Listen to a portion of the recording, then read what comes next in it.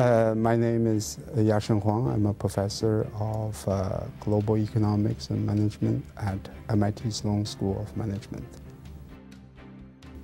I do my work mostly on emerging economies, especially China and India, and both on the macro issues as well as micro entrepreneurship studies of firms in those countries. Well, in the past 30 years, Chinese growth has been on average about 10% a year for the last 30 years. With a large population base, with that kind of growth, the aggregate size of the economy is very big. And the prediction now is that China is going to overtake the United States in terms of the GDP size by 2030, 2040. So there are a lot of predictions about that, and I'm, my own work. There are several drivers of growth. I would argue that the most important one is that the country has put down a very good foundation for human capital. In the 1950s and 60s and 70s, despite the fact the country was poor, the country poured resources into education, especially basic education and public health. The problem then was that the country had very bad economic policies, but nevertheless, the foundation for growth was laid down. And then in the 1980s, the country began to open up, began to privatize the industry and service sectors with good economic policies, and that's why the country is growing very, very fast. There are a lot of challenges, and I will not argue that the rise is going to be a smooth and linear one. There are a lot of challenges, and those challenges may derail the continued growth, but I think it's safe to say that whatever that they have done in the past 30 years, they have done it fairly well.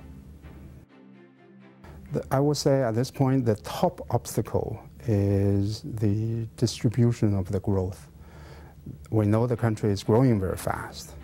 The problem is much of that growth has gone to powerful and rich people, so the income inequality is extremely high, and that has generated social instability, political instability, and the sense that the growth has not promoted welfare of the average people on a substantial scale. That, to me, is the biggest problem. How do you justify the growth if the distribution of the growth is so uneven? And in a political system that doesn't encourage open discussion and participation, there's very little you can do about that. To me, that's the top challenge. That may derail the continuous rise. I think a growth that is based on equity, justice, and social equality is going to be extremely good for the United States, for India, and for other countries.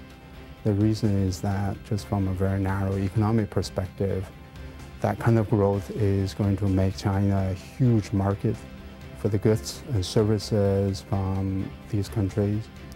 From a political perspective, it is going to promote peace and stability in the region.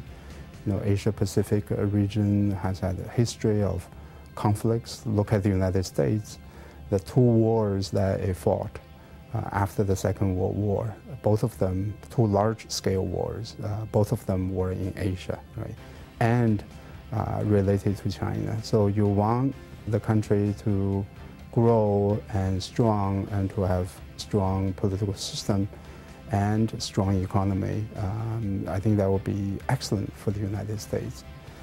On the other hand, if the growth creates instabilities and social unrest, that may not be good for the region. That may not be good for the United States. So I think it is very important for the United States to think about the kind of policies that it pursues that will have the beneficial effects on peaceful and stable growth rather than derailing that growth.